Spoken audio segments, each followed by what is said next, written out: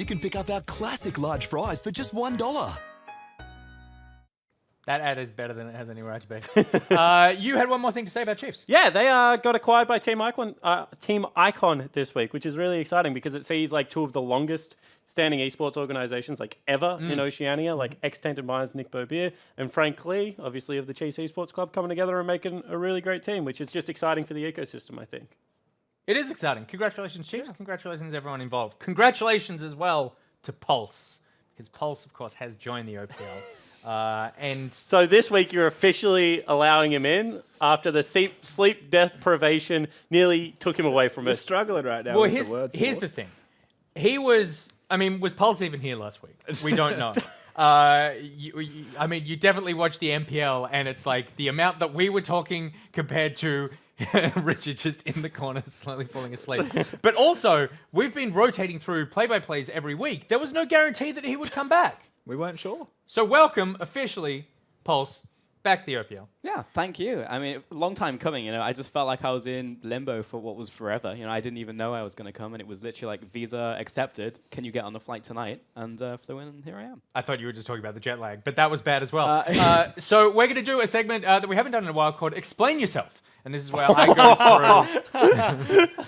I go through old tweets from the newest member of the cast, and then I ask them to explain themselves. Oh no! For a second, you said, "We're going to do explain yourself," and we all laughed. And Pulse is just like tense. It was your reaction that made me tense. I don't know what this is. So, No. This is a very friendly, lovely segment. Oh boy! Where I just troll through your Twitter and I just find things that you've said, and I'm like, I wonder what that's about, and then I ask you to explain yourself.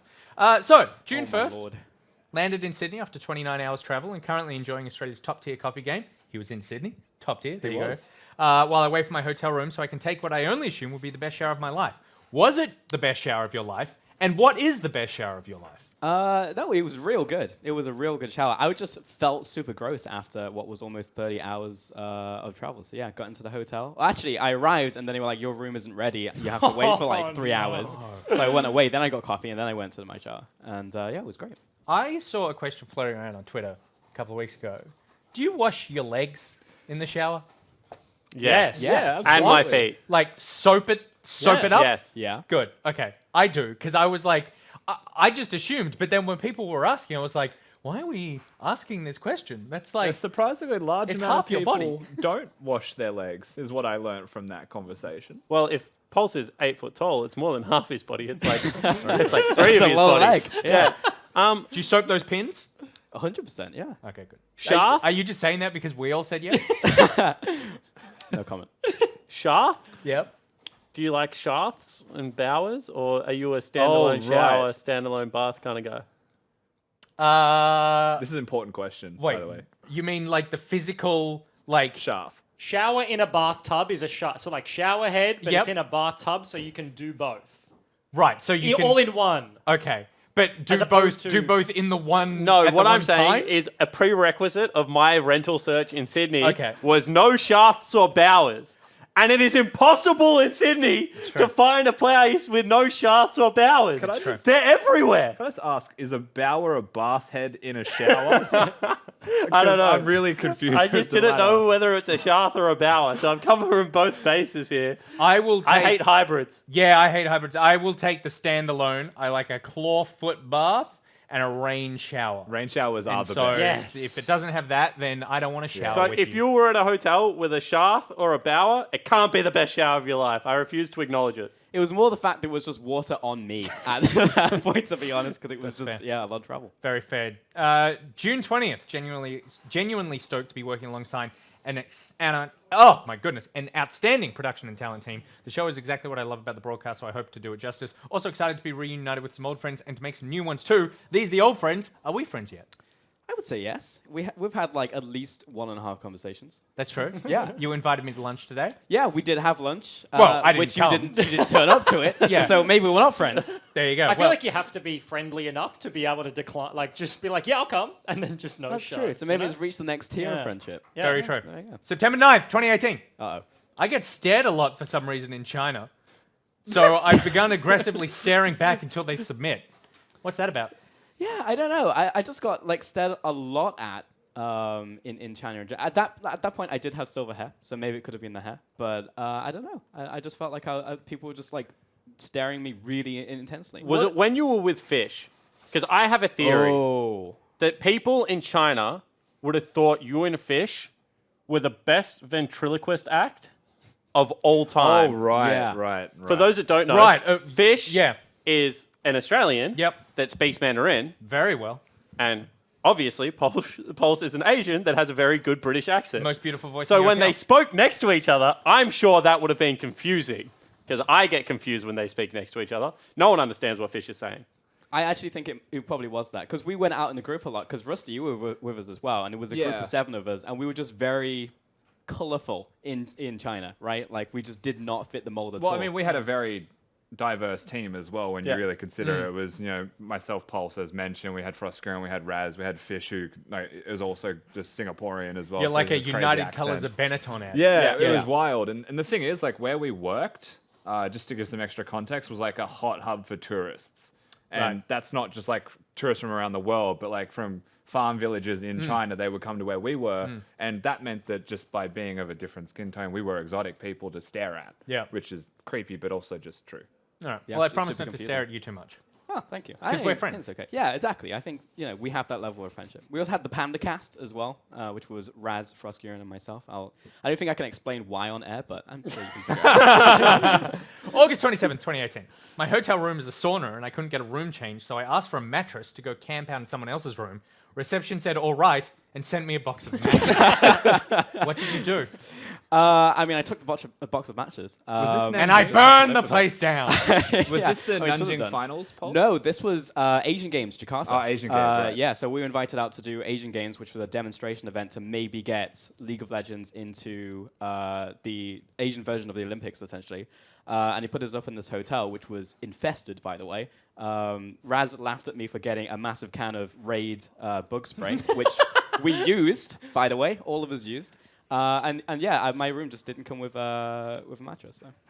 That's gross. It wasn't a great experience. And there were bugs everywhere. You were just supposed to sleep on the bugs. You killed your mattress, dude. That's yeah, right. Yeah. It's just one of those messages. There was a cartoon when we were kids about a mattress filled with cockroaches, and I'm disgusted by it. This could have been the same place. August 27, 2018. Don't ask me why there is a wild roaming lobster in our Chinese apartment complex. Oh, no, I remember There's this. also a video to go along that. I don't know if you saw the video. We made a full mock Pokemon battle out of Dom, which is one of the casters we had in China, versus the lobster. So The lobster would have that won. video is out there. Lobsters are Yeah, he deadly. got in a good hit. For sure. So in our apartment complex in China, we saw this escaped lobster, and he was just running for his life. He was going across the bridge, and I thought that we should help him out, because I feel like he's earned his freedom. You know what I mean? Like, he got off the chopping block. Did he have the little things on his pincers, like wrapped up? No, I Like little imagine S&M lobster? no. So No? I assume he managed to like pinch him off, Yep. right? Or Yeah, like, of that was course. part of it, right? Yeah. If you're escaping from being locked down in the chair, I don't know how lobsters are cooked. I don't know. He got out of there. So.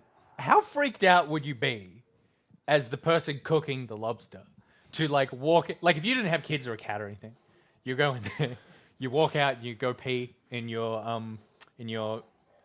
bower, and then you come back to the kitchen and the lobster's just gone. And then you wake up at night and there's just a lobster over you, like. And did you see him to his freedom, or were you just like, we're not going to interfere in, like, you were like David Attenborough, and it's like, we don't interfere with nature? Yeah, I mean, we commentated over the experience, and then we just let him go on his way. All right. Yeah. That's a good story. He knew what he was doing. I think clearly. most of these tweets, now that we've gone through some, are just going to be, we lived in a crazy apartment in China, and this is what happened day number 25. Pretty much. July 20th, 2018. Yep. M. Night Shyamalan is a good director. So this was not you. No. This was Frosk. Yeah. Debate. I think this was in response to me saying that the Avatar film was like complete garbage. And I think that like everybody can agree that it was complete garbage. The blue avatars or the people Last or- Airbender avatar? Okay. Avatar: The Last Airbender. And Froskuren came back and said that he's actually a good director. Here are a list of films that he did well. And I tuned out at that point because I was only thinking about Avatar: The Last Airbender, and that was basically that was it. Here's my thing. I think he's a relatively good director. He's a terrible writer. Because he was responsible for, like, the story choices in most of his movies, except for the good ones, are very bad. But the direction is fine. Yeah, I think that's fair. I think that more than anything, he's just turned into a meme, right? Because you can like say that was an M. Night Shyamalan ending to whatever that was, right? Yep. Like to the end of that game, right? That was an M. Night Shyamalan, right?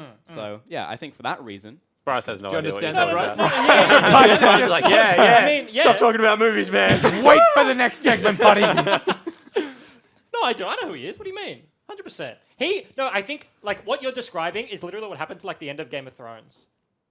Yes. Where like it became such like a meme that it's like so many people you feel like just kind of blanket be like, oh, that was like of course it did happen like that. Yeah. And it's like you see an end of like his movie and it's like, oh, of course it goes that way. Yeah, exactly. Yeah.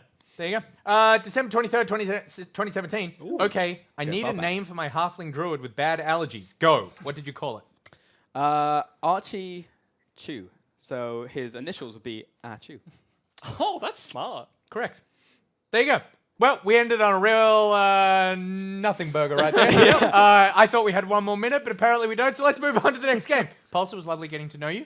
Thank As you, a Nick. personal friend, I would say best friend. Fantastic. We should It's do a this again delight to have sometime. you here. You know what else is a delight? What? Game number 2, boys. Is it? Yep. Yeah.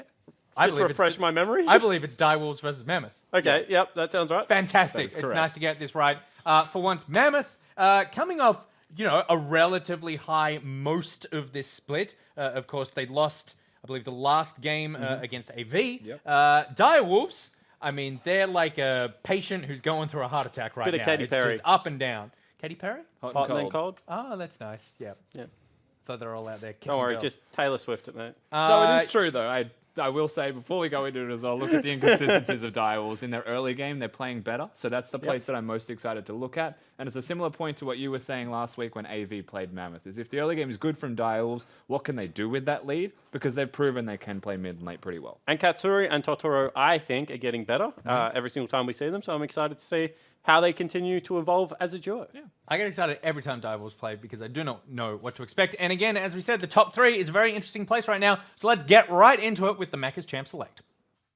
Thank you, guys. And I was a lot more tense for that segment than it actually turned out being. Yeah, yeah, because yeah, especially my Twitter feed. I feel like Nick kind of just pulled his punches there. Yeah, like there was a lot more. His eyes are like lighting up as you Yeah. said that. Like 'Cause he skipped. he's in my periphery. And he's just like, oh, what did I miss? This show. That's fair, yeah. You are gated somewhat by what is My friendly. Twitter feed, I yeah. thought he was going to break out into like Obama is dead. Like when you said Oh, that right. like, I was really surprised. I mean, I guess they're Yeah. crabs, but it's like yeah, okay. I just, Yeah, I I just had that realization. I was considering giving the lobster a knife, right? Oh, just really? like, give him a knife for the road, Yeah, right? yeah, yeah. You've seen That's- those crabs with the, yeah, extra bit of safety. Yeah, I like exactly. that. Yeah, Fight fair back, enough. you know? Yeah. Anyways, let's get into the Macca's champions like Direwolves and Mammoth for game 2 of the night. I hear you guys say of the day, but I feel like it's the night because we start at 4 and now it's Yeah. like 5. That's I mean, what evening, time right? is it? I don't wear a watch. I wear a watch. It's 5+5. Okay, I feel like night starts at 6 because 6 is like the earliest point at Okay. which you can acceptably game 3. eat dinner, and then after dinner is night. Would Alright. you agree? I feel like that's fair. Yeah. So by game 3, we'll call it night. Yeah, yeah. and we'll call it the day/afternoon. The and, show just goes. Oh, it's just so long. It just lasts forever. All right. It's a whole day affair. It is. With some fun at the end. Okay, Direwolves and Mammoth. Irelia and Azir, 2 picks we had last game, just taken off the table by Direwolves. Yeah. And Yumi Ban to start us off from Mammoth. That was the mid matchup. Triple getting actually very animated in his chair there. Never seen somebody so happy to ban champions of League of Legends. He just but get to cause some misery, you know? yeah. That's going to be it. Bunch of standard stuff so far. I expect the Azir kind of sticks out the most, banning that one away from triple. The catch kind of hinted towards a bunch of stuff. Katsuri and Totoro.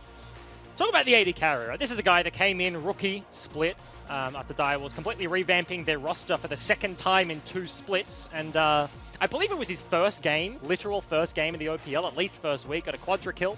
backed it up with another pentakill. So absolutely on the up and up here with his new import support there in Totoro. Yeah, great name as well. Great movie. Is it a movie or a film? What's the difference? Films are good. Okay. Movies suck. Have you watched any Studio Ghibli? Am I Yeah. Okay. Yeah. All right, good. I'm about to say Spirited Away. Yeah. Is that wrong? No, Oh that's- no, is yeah, that the one? Yeah, that's with perfect. like the real big guy, like standing. at That's the- My Neighbor Totoro. Yeah. Oh, okay. That's literally called that. That's Yeah. the name. Yeah. Yeah. Okay. See, Yeah. smarts. I Yeah. know. Perfect. Very few This relationship's movies. going to go very well, you Jim. All right, final ban was Sejuani. None of that malarkey in this game, and no Olaf as well. First pick, Aatrox. Hopefully this will go better than last game. And Mammoth have locked in the Sona. Yeah, I believe Raze has already played an Aatrox game. Of course, it can go into the solo lanes there, so we'll wait and see what happens. But Sona lock-in is interesting. Do they want to pair it with the Taric? They kind of have two picks to decide. Has been seen a lot of play without the Taric sometimes. It's not locked into that duo like it used to be. So, as I mentioned, they're not going to lock it in immediately and go for the Gragas instead. Lux is a big support that has been open and probably outranges any sort of Sona lane that can come through. And I'm kind of surprised she made it this far. A lot of teams going for first pick Lux as of late. So, Totoro is going to get his hands on that one. Yeah. Gragas into the jungle here for Mammoth as well. And Direwolves, they want to go for a poke lane? Yes, they do. Ooh, yes. So, now you have some options, right? Like, you kind of, looking at this situation, we can go for Sona Taric. Maybe they can weather the storm fairly well. A bunch of shielding, a bunch of heals, and you have a jungler that can actually put down significant early gank threat with a body slam flash there from Babip could kind of dissuade any further pressure. Caitlyn lanes, traditionally, like, they're very oppressive, and then if you die once, it takes a significant backseat, right? It's really like a sort of situation where you get the momentum, and then if you cannot maintain it, the brakes do get slammed on very quickly. So Hatsuri going to get his hands on Caitlyn in the bottom side, and that is an interesting lock-in very early. Yeah, we got ourselves a Yasuo. I mean, we already have a Gragas to go alongside it, so there is some setup for it already. But I mean, early Yasuo without knowing exactly what solo lanes are going to be is, yeah. Because it's not even like, okay, I want the Aatrox matchup and we're red side, we can just chase it. But, because they could just be thrown into the jungle and they could pick two completely separate solo lanes. The Anivia ban means I expect it is going to actually go towards triple in the mid lane there, so here's an interesting one. Of course, Direwolves played that comp. I believe it was like a Nico, Caitlyn, Anivia comp, and they played very slow, but once they got to the late game, certainly online and oppressive. I expect there to be a Taric ban alongside that Tahm Kench. Those are the two big supports that spring to mind with a Sona. I mean, it would be an easy ban right here, for sure. Yeah, Tahm Kench taken away. I'm sure that Yasuo is also on the minds of League viewers right now. That's that Nuke play that happened the other day. I didn't see it. It was, What happened? I think they call it the Keyblade, where he basically got a double knock-up in a team fight. I think it's like EQ, QE, something like that. And you knock up with your E, and then you follow up and knock up again with the Tornado. Ah. And so you And it knock up happens- two people separate of each other. I think it's the same target. Oh, okay. Yeah. To be Oh, fair, like I was the watching, double- I was yeah, watching yeah. it on Spawn's phone at like 160p, so Yeah, I need okay. to check out the clip for myself. Review but the footage. yeah, it was cool because I remember the old Airblade coming in for Yasuo, right? But this is different, so yeah, we'll see if it comes out here from could be triple, could be top in. Nautilus is the final ban actually coming from Dowers. So Taric is still an option if they want to go towards it. It is interesting. Of course, you say Topoon, right? This is a roster. Well, both of these guys really have flexible rosters. We've seen Fudge be played a lot this split. Topoon's going to be on the main roster here versus the Direwolves. And of course, they've played Seaman, they've played Get Back. But Get Back is still maintaining OPL status as of now. Biopanther played the Nico last week. Definitely a strong pick to think about, especially in the current meta, and especially we were kind of harping on the fact that Nico is kind of risen as a very strong, like she gets you through the early game, she's super oppressive, but then late game, her defensive capabilities are huge. When you have a comp like Gragas, Galio, Yasuo, they are running at you, right? And then you can get the Pop Blossom over the top, hit the backline, and can be super effective. So Dio was going to run it back with a fairly similar sort of setup that they had last week already. Last pick still to be taken here. Yeah, I mean, plethora of options, to be honest. Really just looking for a solo laner. And it will be Akali. Okay.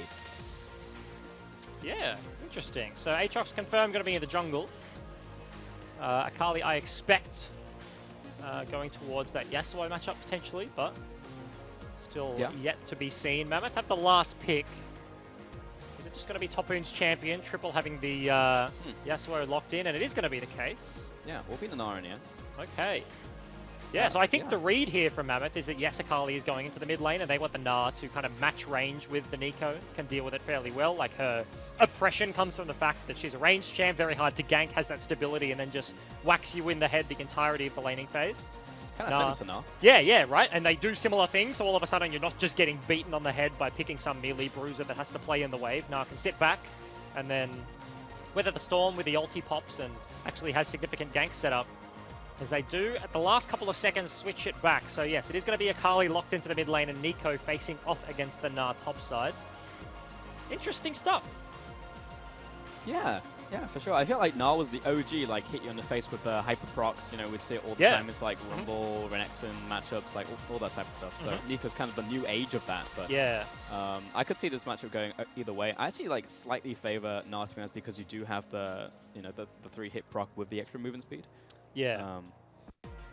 They both have, like, those things-ish in their kits, like Yeah. separate abilities. Like, Nico hits the clone and starts running in the opposite direction, still pretty quick, but yeah, it was interesting. Of course, it wasn't going to be the Taric ban that we talked about as well. It was the Tahm Kench to the Nautilus, and they didn't even pick it up, so they wanted more oomph in their bottom lane, I guess, earlier. Galio is going to be locked in down there with King. We saw, before we got into the game, he was saying that King specifically is like, this is a split where my identity is very different on the Mammoth lineup. It took some adjusting. Yep. He's going to go back to kind of the role he said he did play on the Dire, was more supportive in the Sona to allow Fudge, actually, Topoon and Triple to be able to take the reins this game.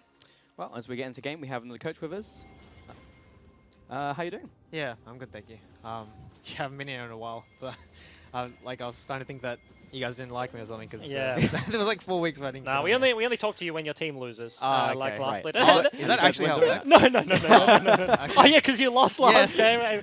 No. That was just a joke. Yeah, this is. I feel like since we've spoken, like last split, it was always like, oh man, like what's happening behind the scenes. But this is just a completely different start. What changed? Yeah, I mean, I think we just have a very, very different approach compared to last split. I think everyone's like treating every team as like serious competition. There's not one little bit of like doubt that we can possibly lose any game. So at the same time, yeah, like just the result was just straight up like not good enough for a lot of these players. They've all historically had like much better placing. So yeah, it was too disappointing for us to not try to turn things around. Yeah, certainly. And do you think that is something that kind of like builds over the course of the split? Like you have a bad week, it's easy to shrug off, but then when you have 2, 3, and the expectations grossly outweigh the results that are coming in. I mean, especially since we were going to the gauntlet like really confident. We thought we were gonna have like a really good run, according to how scrims are going. Yeah. So yeah, I mean that's something else we change as well. We don't try to like treat scrims as they are. Like they mean something, but they don't mean everything. Yeah. And yeah, it seems to be helping us a lot more because we're not going to these games like thinking that just whatever we do is just going to work. And realistically, how strong do you feel against the rest of the teams in the league? Because you've had a lot of like back and forth games and close to losses, but still wins, right? And we only had the first loss from you guys last week. Yeah, that just goes to the credit of like us as a team, like making like better adjustments in game. We're much better at like navigating like late game situations. And last bit, we're kind of just like winning scrims, but then on stage our start's not as good, and then like wait, we've never been in this situation. Like you haven't played from that on stage, like and how then it starts. Yeah. And then it gets really awkward. But now we've kind of just like accept like the state of the game as it is, and we're much better at just playing League of Legends. Yeah. Okay. You mentioned state of the game. I want to talk to you about the state of the league. Like in terms of top dogs right now, obviously AV took the head-to-head, but you're still tied on points.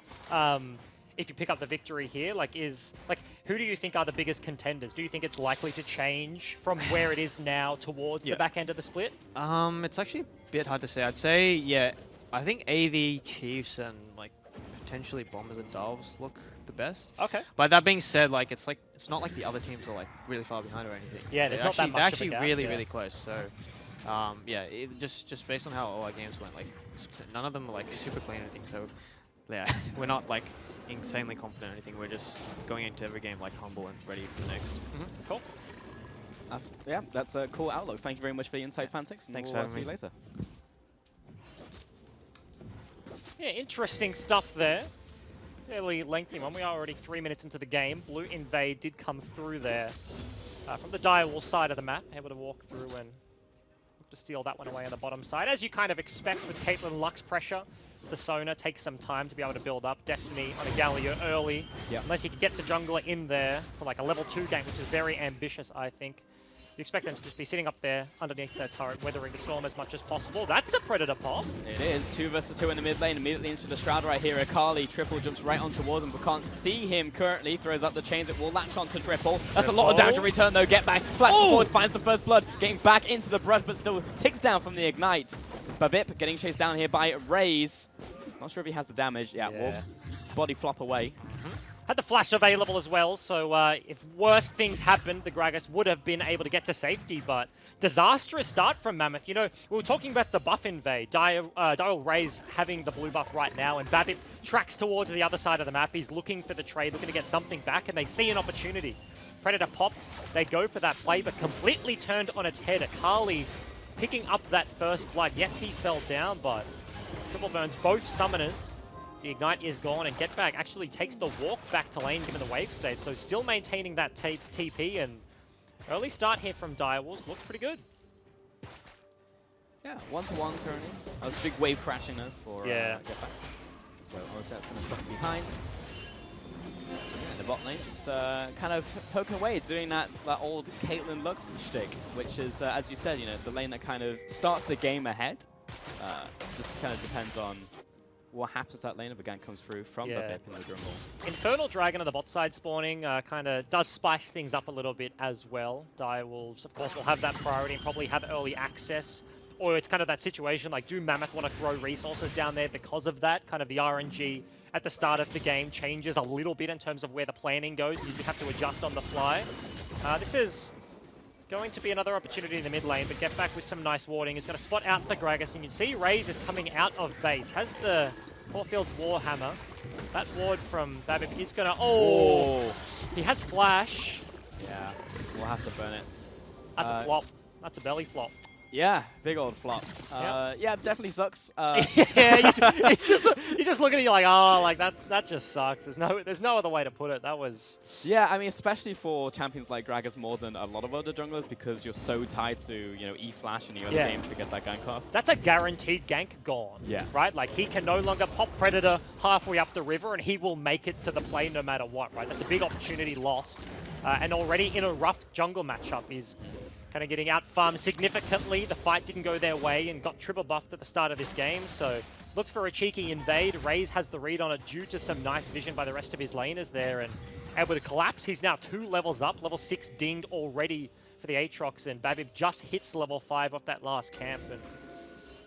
And certainly things not going the way of Babip so far. Yeah, not yet. This is kind of the other side of what Aatrox jungle can be.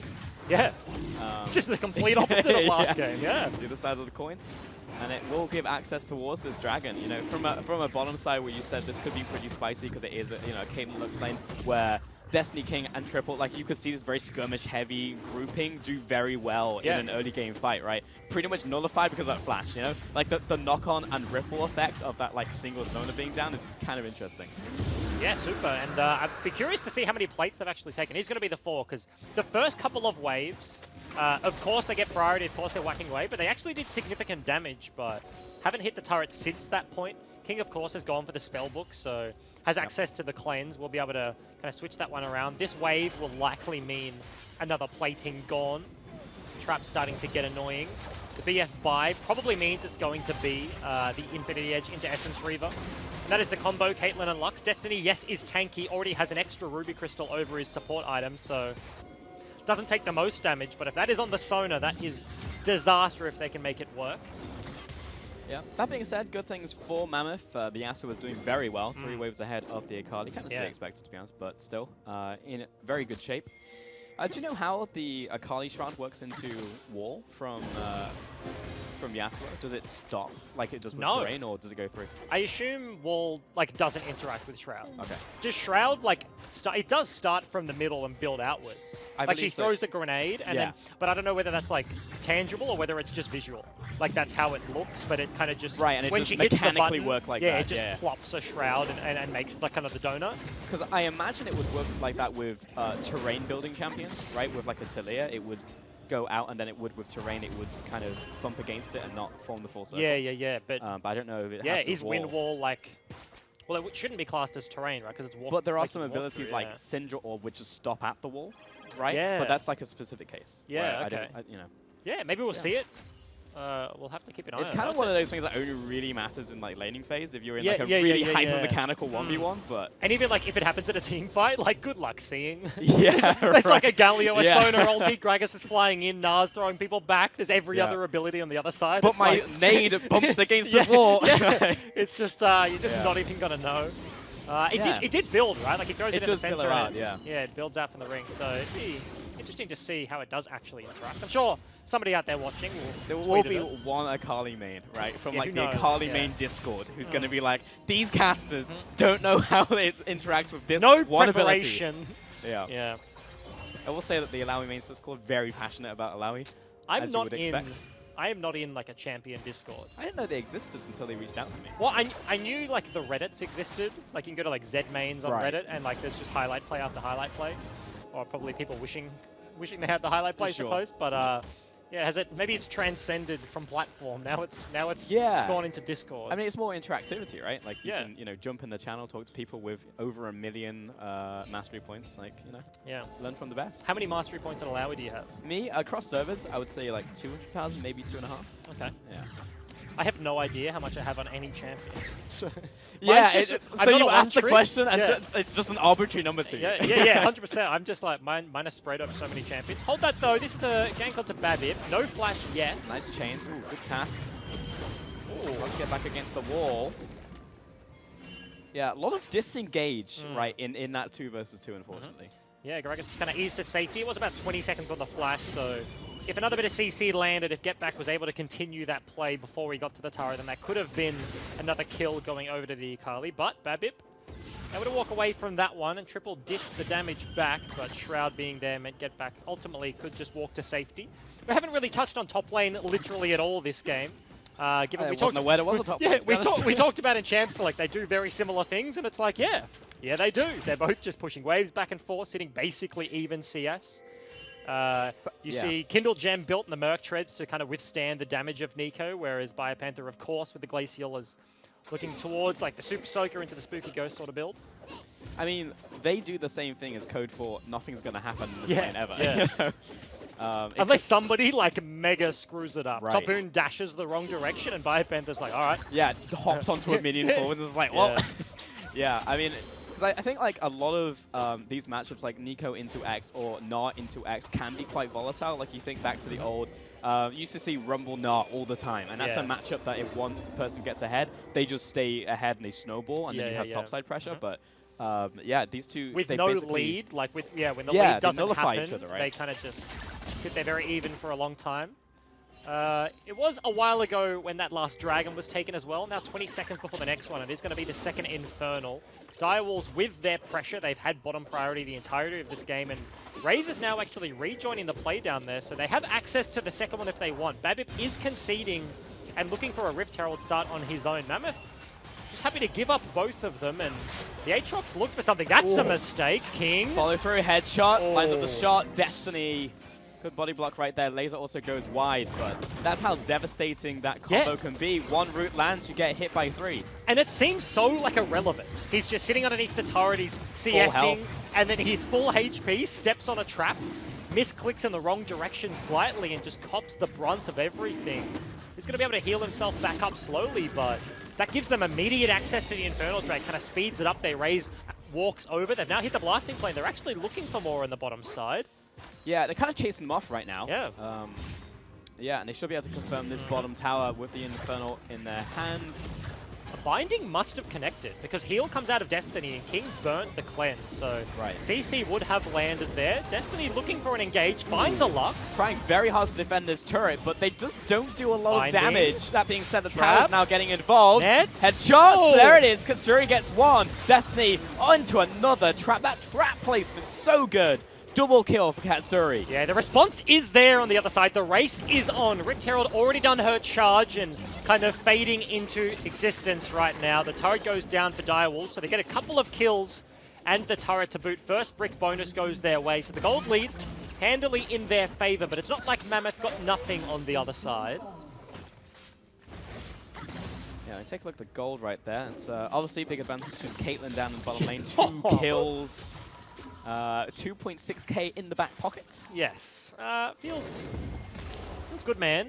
It is of course a Sona lane and has the Spell Thief, so she puts herself behind as Galio farms up. That gold isn't just straight up 1-to-1 in the department, but IE finished working on the Essence Reaver already, and with a tier 2 boot, Caitlyn's very often expend the extra 1,000 gold to get that little bit of extra move speed and uses the attack speed that is already so efficient on the item very well with those headshot procs and the like. So Katsuri incredibly strong right now. Athene's already built up from Totoro as well, so that was a bottom lane that got access to all 5 of those plates and first brick gold. Huge spike. Mid lanes, though, both completed their first items, and Yasuo has the PD, so still sort of in that situation where, yes, the Caitlyn's ahead as you expect, but this Yasuo is certainly scary. I assume the Herald went in top lane. Oh, yeah. Okay. Popped it immediately. It's like, they were looking for the sack, right? Babbitt is like, okay, we're not going to fight the dragon, and we know it's so valuable for them, they will go for it. He was very happy to just start up a Rift Herald. Irrelevant of priority on the map. He's like, nobody will check this because I know guaranteed they're going bottom side, and then he takes it, drops it immediately, and they traded the 1-for-1 turrets, albeit a little bit behind the play.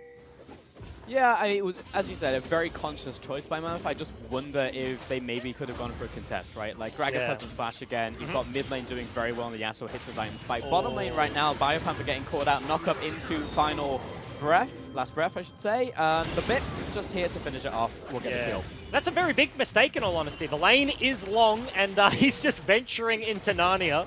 3 people walking down the river. If the Gragas wasn't enough to secure it, they had a Galio ulti to boot, and yes, this turret would have died anyway, so Biopanther blows the stopwatch, which is a big cooldown to be lost. For basically no gain. A very nice pick there from Mammoth. Gold lead still remains relatively even in the 1,000 department right now, but for the Direwolves, this is what you want out of a Caitlyn comp, right? You break bot turret, you immediately flip the map, you immediately break top side. Now becomes the hard bit where you have to break the middle lane.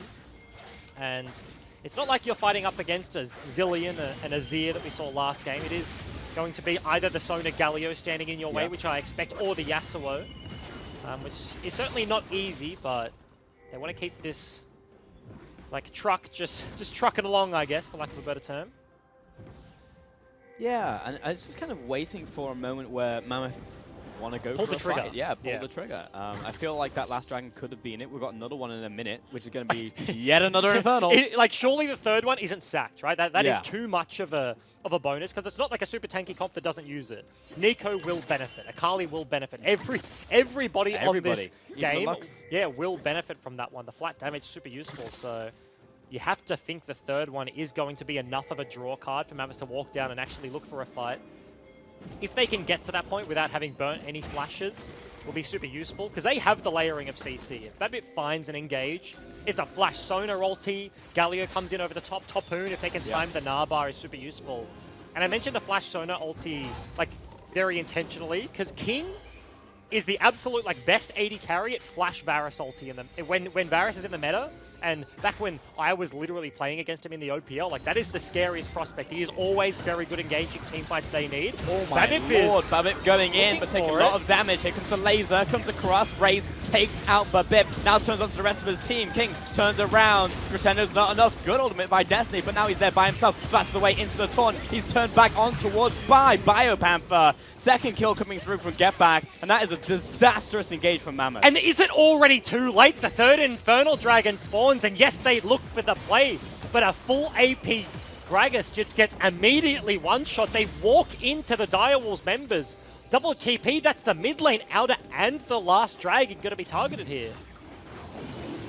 I mean, we said we wanted to contest, they went for it, but there is so much damage here already front-loaded from Direwolves that you saw Babib's health bar. He goes in, soft engages, has to immediately pop the stopwatch. Yeah. And then the rest of the team left out to dry. Now, with Triple Infernal, I mean, percentage value-wise, in a heavy DPS comp, you essentially added an extra member onto your team. Yeah, and like you think about Triple Infernal and when it happens. This is 18 minutes into the game, and we're going to zoom through that one.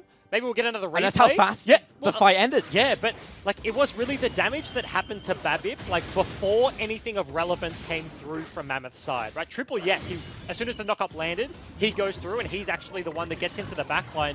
Totoro, if you take a look, actually mistimes the ulti. But it doesn't even matter. The members are just straight up committed. Katsuri is the best target for Mammoth to go on, but he's just left on the backline the entire time free hitting. Destiny flashing to try and buy some time. Fire Panther uses his own summoner to continue the play and continue looking forwards. Direwolves, the main targets just aren't getting attacked and they just win the fight handily. Being said, looking for engage in the mid Knock-up lane. goes. Goes for the last breath right here. Good shut down onto Caitlyn. That was a fantastic barrel out from the bit. Second kill comes through. That is what we wanted to see. Flash forwards, connects the boulder toss right here. We'll get the chain. Not sure if anyone else can get in range though. He was looking to get the Gnar sweep back, but not quite there. Looking for the long chase there, and unfortunately the slow was not enough, but yeah, very big shutdown as you mentioned. 650 gold bonus goes over. As Mammoth now going to break the mid lane out of turret, you should expect. Not a lot of wave clear here between an Akali and an Eco.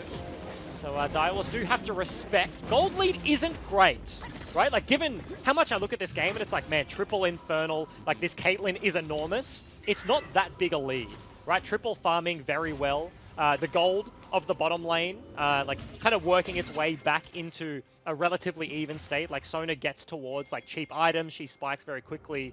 And yes, the CS discrepancy looks enormous. Caitlyn is big, but Sona is kind of there to buff up the rest of those guys. And the Gnar is tracking well, the Yasuo is tracking well, so it's not looking like dire straits, but they really need a repeat of that fight, right? If they can get onto Katsuri, Mammoth can win.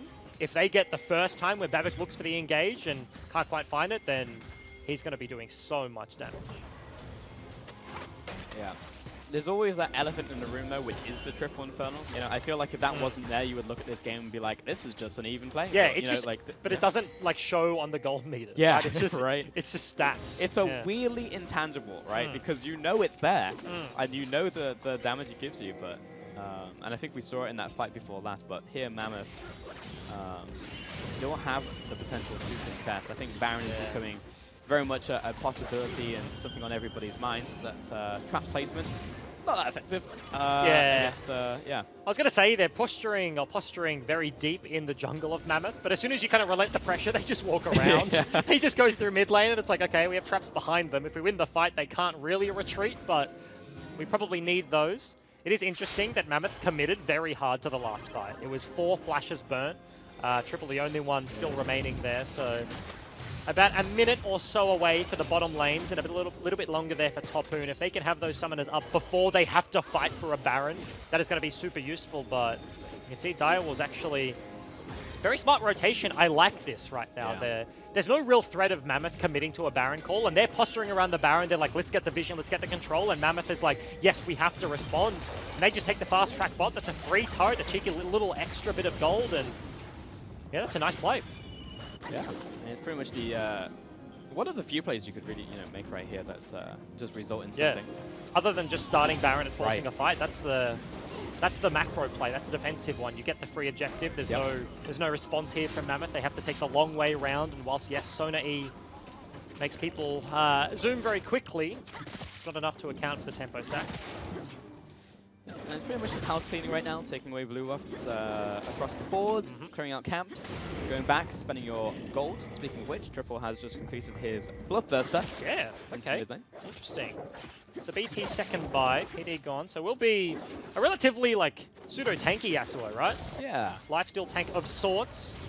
Of course, it's not a PD and TFT where you just don't take crit damage. You just take that little bit less when you hit people, but still haven't seen the big combo come out of Mammoth, and that is always the threat. Flash is now up and available. Babip is still longing for his, but a Flash Sonar ulti certainly can start off this play. All 5 members of Mammoth hard committing to mid lane, with Direwolf still deploying via Panther bottom side. This is an opportunity here for the red team. It's also, you know, obviously the chance for the Bib to land a big barrel, someone coming in there with like Galio also coming down. But I mean, Mammoth, I think they're really just gunning for a fight right now. Yeah, they don't want the Baron, they hardcore want the fight, and Direwolves look like they're biting right now. TP comes through. I mean, Mammoth could be happy with that, to be honest, but Topoon kind of looks like he's committing. Spooky's come through, but that alone, the fact that we've just burned a teleport here, good for Mammoth. And they're actually going to stick around. I was going to say, like, if they were looking for the TP, they absolutely got it, and they didn't have Topoon, so that is the play, but sticking around means they're hardcore committing for this fight. Babip's flash is about 10 seconds away. Ooh. That's a big binding. Yeah, doesn't turn into much, though. This is kind of a low-risk play currently by Mammoth because they have a way out. That being said, a concept from the top side. They see it, though. Mammoth go in for the engaged knock-up. There's the last breath coming through. Triple over the wall finds one. Get back on a killing spree. And Destiny trying to run away from this one. Triple caught in place. Totoro with a lockdown. And that's going to be Help Buzz dropping left and right. It's a bit of a scrum right here in the middle. Resurrect coming through from the Aatrox and the route down. It will be enough. Triple kill coming in from the Aatrox. Topoon over the wall. The rest of the team dead. And you thought that was it. Babip eventually, he's just like, throw the barrel. Let's make something happen. Katsuri dies at the very start of that fight, but Direwolf's fighting in the choke, able to turn that one around. Raze on the Aatrox just did not die. Just knock up after knock up. Bindings landing all over the place, and health bars are low, yes, but they want the Baron. Topoon with no rage, no ult. We'll see if he can contest. I mean, Direwolves might just take this one, to be honest. Yeah. Flash burnt. And kind of get neither in the end. Topoon just by arriving was enough to stop it from happening, but still, a big fight there from the Direwolves. Yeah, and we see how it kicks off. Katsuri falls very low, and the flash comes from Triple. But see the top side of your screen. That was Get Back with a huge flank walking all the way around the back of the pit and kind of split Mammoth off. Triple has killed the hugely priority target, but doesn't do anything for the rest of this fight. It's just CC'd after CC'd, whether it's a binding, the Aatrox knockups, and he's already burnt his flash. Once the ranged champions splash over the wall, there's just no getting on top of them, and Direwolves really do run away with it. Topoon, of course, has gone for the Frozen Mallet build, so he gets towards the Baron. Boomerang and the auto attack slow is enough to kind of dissuade it. But Air Dragon is going to be the prize here for Mammoth. Feels like we're close to a Mammoth teamfight win, though. Like, you look at the health bars in that fight, and you're like, imagine if Yasuo survived for another 5 seconds, right? Like, he just mops up the fight, but we're not quite there. Yeah. I would kind of like to see just a bigger, like, engage into last breath from Yasuo, right? Like, in his last 2 fights, it's been like, we found a knocker, I'm gonna go. And he finds 1 kill, but then the rest of the team dies, you know? Oh, that's a big engage there. Raze stopwatches the sonar ulti. Gonna disengage, and there it is. There's the big ult coming in from Triple. Raze is gonna drop to the sonar by a Panther. That's going to be a triple ult coming out there. King backing away. It's a 1-for-1 trade, but the carry's down. And how did Direwolves not wipe that flight? King once again steps onto a trap and falls incredibly low, but Sona hits the W and he's back to full HP. 1-for-1 ultimately. Yasuo for Aatrox. And you were mentioning it, right? You want to see that big engage. We did just see it. I think it rests on Direwolves speeding up the game. Like the fights, they had 5 minutes to wait for their flash cooldowns. Every time Mammoth are able to contest something, they've blown 4 out of 5 flashes, and the 5th one did just get used by King right then, And if we get towards a Baron fight, if Direwolves can reset, set up the map and go towards Baron, set up the trap line and look for another flank, whilst Mammoth don't have these cooldowns, then we could see the big purple worm finally fall, but not quite there yet. Red buff started, but not completed. Babip. Just going to leave that one, okay. Triple, maybe he told him, that's not yours, bud. Yeah. I want to ask you about Triple's item build, right? Because we had second item, Bloodthirster, which is to me, like, yes, it's a damage option, but it's also like I want to stay alive a little bit. Yeah. And when you have so many, like, nuclear options on the side of Direwolves to, like, pop you instantly, right? It's kind of like, do you actually just want to go full damage and try and compete with what is essentially a triple Infernal and you being the big carry of Mammoth? Yeah, that's the thing. Like, I'm not confident enough to say, like, this isn't the new build. Yeah. Like, genuinely, this could be a thing, but it's certainly not the most optimum damage, right? Like, it's not That's like kind of what I'm getting Yeah, at, you go for the IE, you go for the... We either land our wombo and we kill them, or we don't. Yeah. And, like, you play to your strengths and not your weaknesses. This does feel like I need to be a little bit tankier to live on the back lines. Yeah, which, because I think regardless of it being like the quote-unquote new build, there's always times to break what is good. You know, I think a lot of people ragging and be like, oh, what are you building? That's not like the build, right? Yeah. But if it suits the situation and what the team needs and what the game state is, I feel like that is the time to do it. Yeah, So. because across the board, they do have, like, once this gets to late game status, if he can be that little bit, like, extra tanky, and the Gnar is also gone for, like, the not hardcore split push against the Nico. He doesn't have a Wit's End. He's gone for the Frozen Mallet. Like, they've built enough resists that... Oh.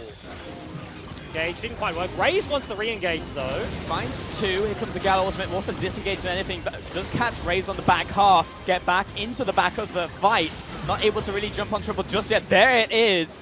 Raze finding the first kill of the fight onto Babif. And now the rest of Mammoth looking to disengage. Right, follow through with Ace in the hole.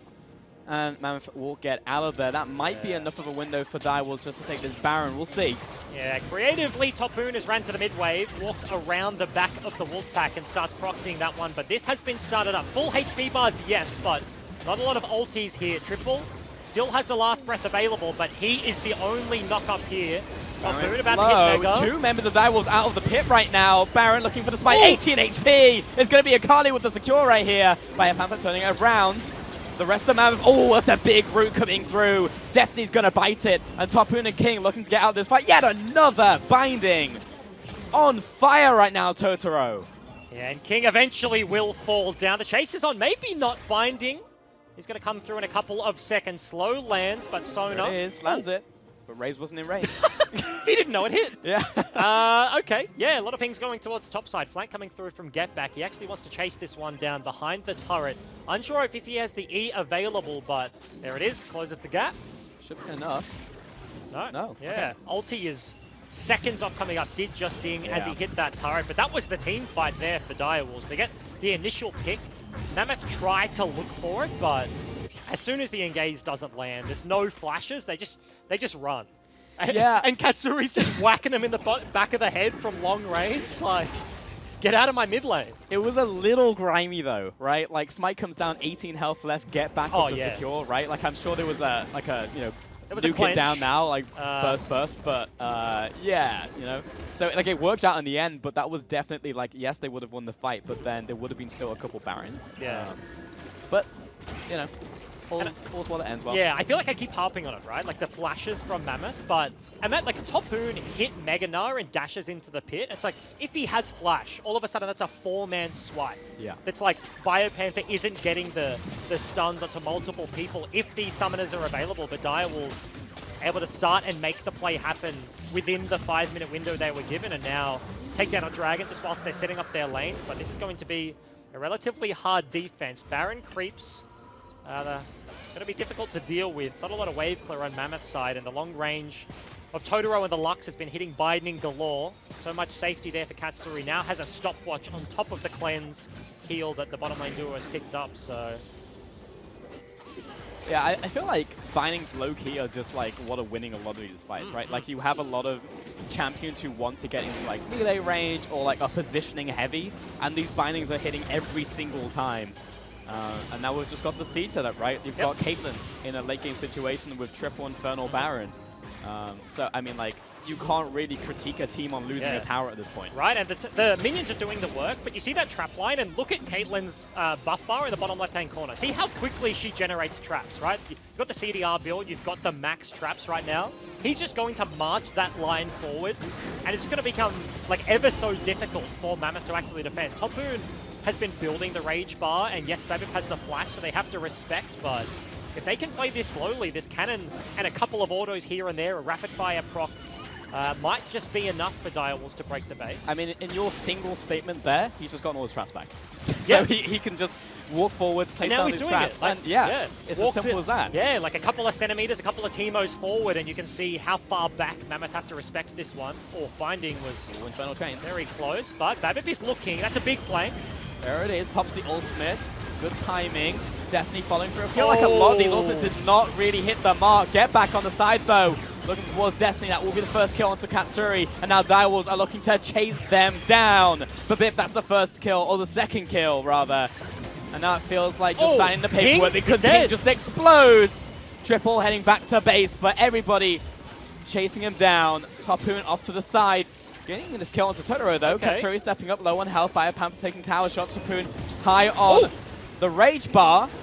Triple get it? gets He it. does. This is a 1 versus 3 right now. Topoon moving on to Biopanther, turns around, lands the slam, but will eventually get taken out by Direwolves. Yeah, Topoon may have just saved the game right there. He takes down the entire bottom lane of Direwolves. Yes, base broken. Yes, triple Infernal Dragon, and a huge gold lead is still in their back pocket, but the Gnar alone bought them just enough time for the respawns.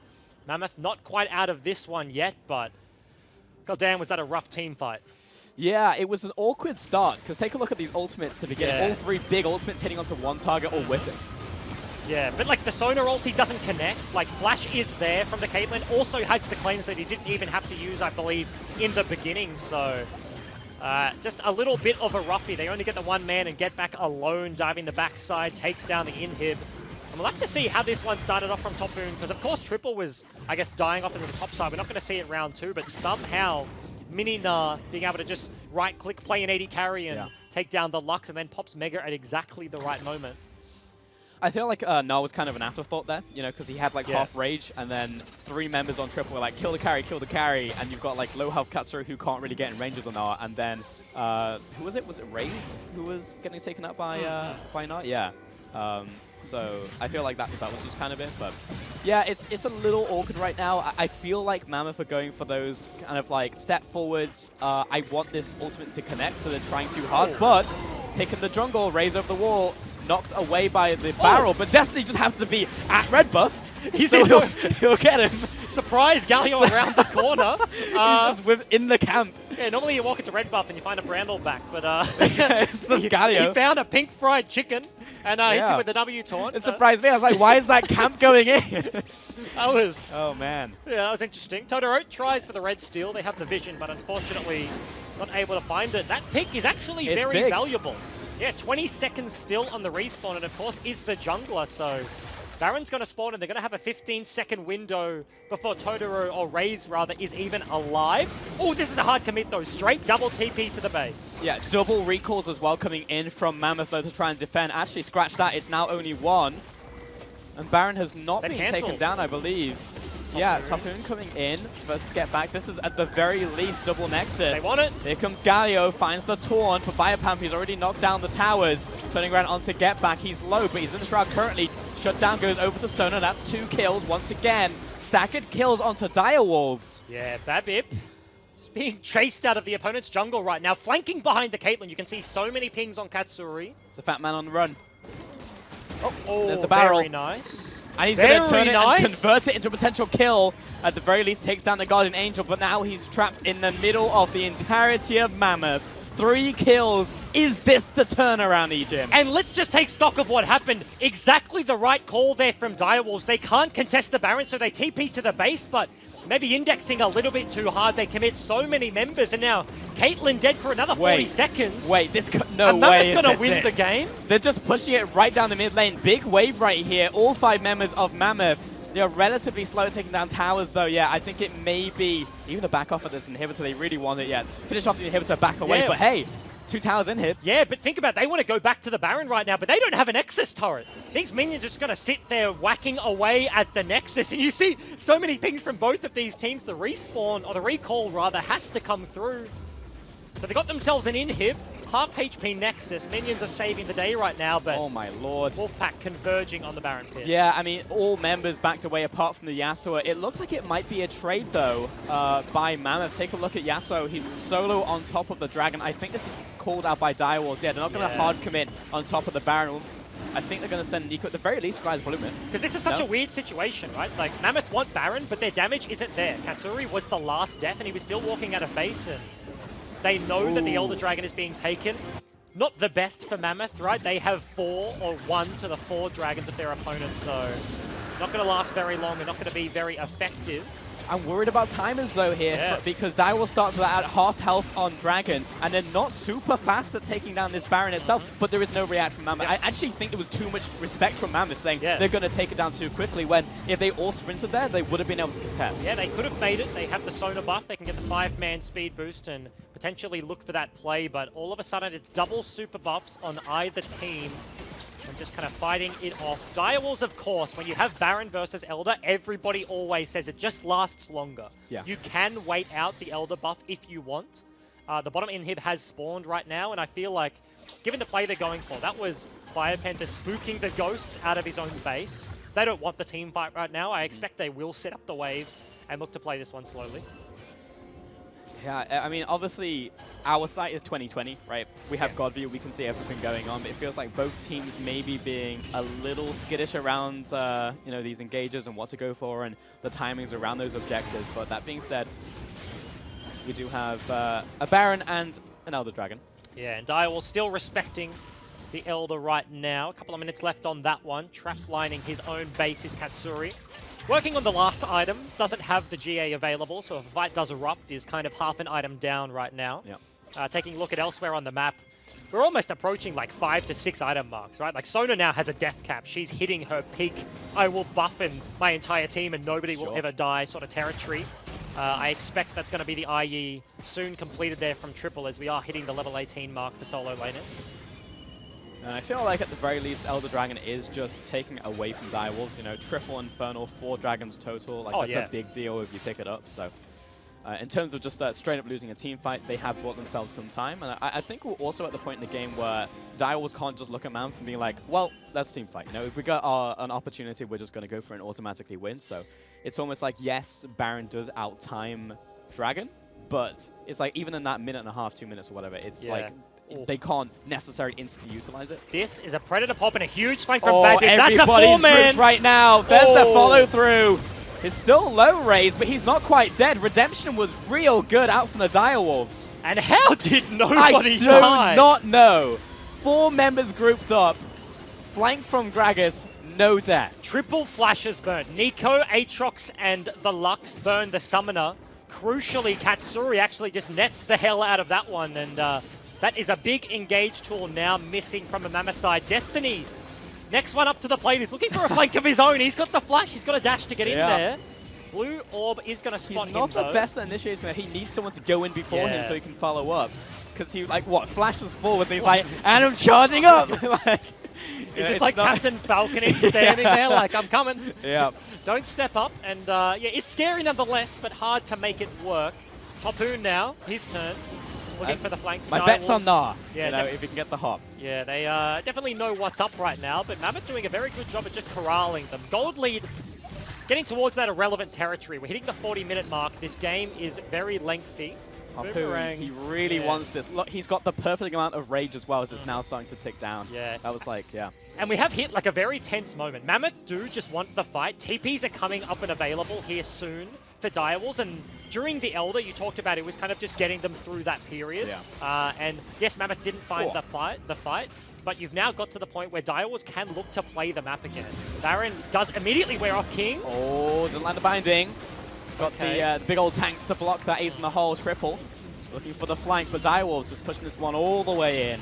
Yeah, very difficult for Katsuri to hit the inhib. Topoon still almost fully charged Nava, playing around it very well so far. No Crescendo available, no Galio ult available either. Direwolves are playing this keep away game very well. There have been a dozen times when Mammoth could have gone for an initiate, but Direwolves were able to keep disengage, keep him away, do anything to stop it from happening. And that's all they need to do, really, is just play the timer, wait for the next objective, and draw Mammoth out. But it's just, honestly, still absurd to me that Direwolves did not wipe at their middle inhibitor turret. Yeah, like, you see, I'm seeing it happen, and this is like this is a highlight. Like, you play freeze frame, and you're like moments before disaster. Yeah. You just post it on Twitter, and like, yeah, they survived. Yeah, Somehow, the summoners used and get themselves to safety. It was just the inhib turret falling down. No inhibs taken, and we are a minute on the clock for the super buff spawning once again. See which one they do go for. Remember, of course, it was Mammoth that have the Elder, so double Elder is not on the cards here for Direwolves. They kind of have their pick of the litter. Elder will be spawning 10 seconds sooner, but we have reached like peak scaling potential. Oh yeah. Like, there are no more item slots for the Caitlyn. He's not getting any stronger as this game goes on. Maybe you can look at like nitpicking, and Ardent could be picked up for the Lux if he chooses to go for that last item, but very rare that supports ever get there. They kind of do need that control ward slot. And this is Direwolves. They don't want the fight. 2 members deployed towards top side. Biopanther just shadowing Get Back in the side lane. Spooky Ghost comes out. Do they want to commit to the chase? No. Yeah, we're getting this kind of awkward territory now if you're Direwolves, because, yeah, your carry has basically capped out on items. Yes, is very big at this point in time, but Yasuo's still got room to grow. He's got another item. If he wants to sell boots was a possibility. That's also something that can happen. Get Back. Predator. To Shroud. Yeah. Should be able to get out. I was tempting for a second seeing Destiny chase after him, but again. Because League of Legends is super weird. But you have this laning phase and then everybody plays like 4-1 or 1-3-1 League of Legends. And then you get late enough that it's just under 12 soccer. Everybody just 5v5 just walking around together. And this is what we're going to see. Direwolves, they are split off, and Topoon is channeling the TP right now. Baron or Elder is low. It's 4,000 HP. It's dropping very quickly. Razor the wall. Looking for Smite. Goes over to Babib. He secures it. Double Elder and the deny from Direwolves. That is a TP to the Dragon Pit from Get Back. That was it was double TPs, trolling. but we've just found the taunt right there onto Biopanther. That was last second of the teleport. That's the There's engage! the follow through. Big knockup coming in for triple. The follow up as well from Galio. Get Back. What a slam from Topoon. Head in hand, Get Back. And that is it. Mammoth. 4 kills, and this could be the game. And mistake after mistake. Akali TP's on the spot. Biopanther gets cancelled, and Katsuri, he netted into the wall of the Elder Pit. The one man standing. Aatrox is running to the inhib, but Topoon's going to stop him 40 seconds on the death time as Mammoth have held on long enough. It didn't take a huge team fight. They punished the mistakes. And that's going to be the victory. They're pushing right down the mid lane. They have the minion wave right here. You can see Solid Snake Raze going through the jungle, but Marauder Shields there to meet him at the end of Mass Effect. And Gnar will be able to take him out. The rest of the team pushing down onto the Nexus. And here it is, 45-minute slugfest. Mammoth finally take it home in a turnaround win. And Topoon's player cam said it all. Nexus dies. Leans back, is just arms in the air, like, what just happened? What was that game? A win that probably shouldn't have been. Yes, the little win that could. Came out of nowhere. I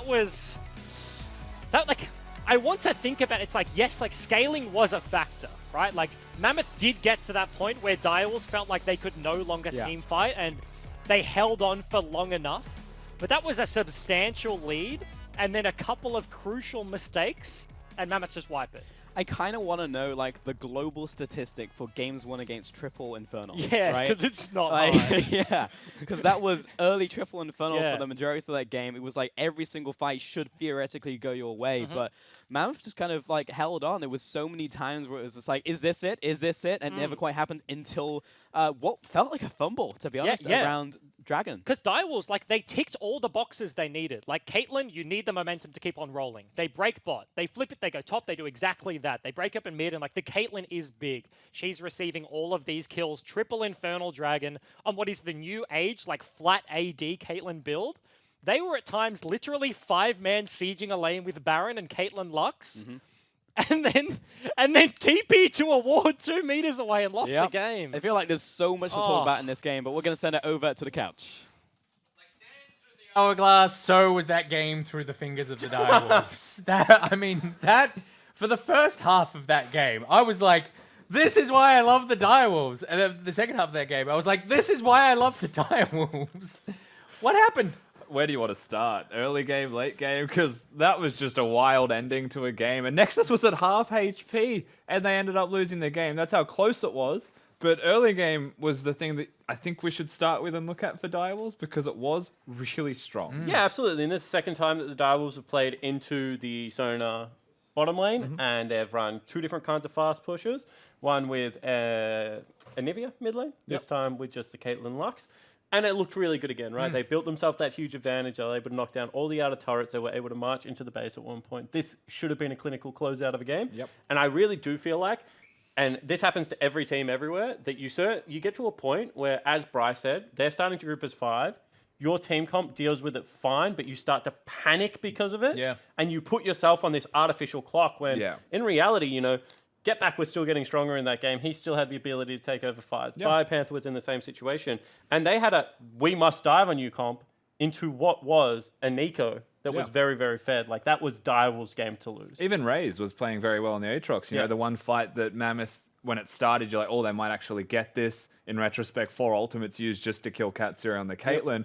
Raze able to carry his way through the remnants of it, you know? And, like, Direwolves, they started off strong. And I think that's a valid point to raise in that, like, once you have a lead and you've got a 1-3-1 composition, people are so afraid to actually deal with the other team that's grouping. You want to build side waves and respect mid, but it's a Gragas Yasuo, so you're expecting 1,500 units away. And suddenly they just get control of a lane, they get control of the map, and it extends the clock by so much. And you know, that was a big factor in this. Yeah, but in this game, I really do think they could have fought. Like, there are certain teams that just like follow game plans to a fault. I always remember that, you know, obviously because it's my team, but there was a game last split where Tally was playing Ryze. Oh, yes. We were 8,000 gold lead up. Tally was 6,000 gold of that and refused to group with the team because it was just a split push comp. And we end up losing the game versus Legacy because they just had the best ARAM, like Yasuo, Sejuani, kind of similar comp to this, right? And I was just getting flashbacks where I'm like, you're so damn strong, Get Back. I know you want to be in a side lane, but just go run at someone and just go kill someone. And that's kind of what it felt like. But I think that this game couldn't have been more poetic because this game started with Richard, the coach of Mammoth, coming on and saying, we've started ignoring scrims and we now make better adaptations in-game. And this is a game that last split, Mammoth would have lost. Because they would have fallen behind. They would have had no way to build themselves back into it. But they identified crucial moments during the game where they just needed to burn 5 flashes. EGM kept saying it. They would wait for flashes to come up, 5 flashes. Wait for flashes, 5 flashes. And that is certainly something new for Mammoth. And this is now Order, got 3 Infernal Drakes and a gold lead on them. They beat them. Now Direwolves and Chiefs did it to them as well. And they've been able to win all 3 of that game. This is a much more resilient Mammoth lineup than I've seen. I agree, but I will caveat that by saying for Mammoth, there was even a point in that game where I was thinking, why are they playing Sonar again? Because some of it wasn't very good. There was, in the early game, when Direwolves were getting leads, they were not just getting towers, they were getting kills with it. They were diving very successfully. And mechanically, Mammoth weren't executing to the level that we know that they can be. And I do think a part of that is, you know, being forced on the new champions and picks. And it felt uncomfortable. But at the end of the day, they're still a good team. They've played together for a long enough time and they're experienced enough players that it doesn't matter. And I think that, you know, we get very caught up in like kind of the raw like output. But at the end of the day, Sonar is still like all the soft things in the game. Like, you know, it's still the speed up that got Gragas into a lot of those fights. It was the ability to stay on the Baron with the heal. So in the big moments, was the champion next to useless? Yeah, sure, a couple of times just got blown up and killed, but it just warps the game state to such a degree that you kind of have to take into account what else the champion does. And I think that, you know, sometimes it is very hard. It's like a Yuumi. Like, everyone will remember Raze dashing forward and, like, you know, popping off for pentakills, but they don't see the little cat sitting on his head, like spam healing him and giving him the zoomy and hitting people with slows and stuff. So Sona brings a lot of that to League of Legends at the moment, and Mammoth do use it well. Well, there you go. Over 40 minutes, but Mammoth drag it out and take the win. It's a testament to sticking around until the end of the match. Stick around after the break, because we're going to grill Bryce.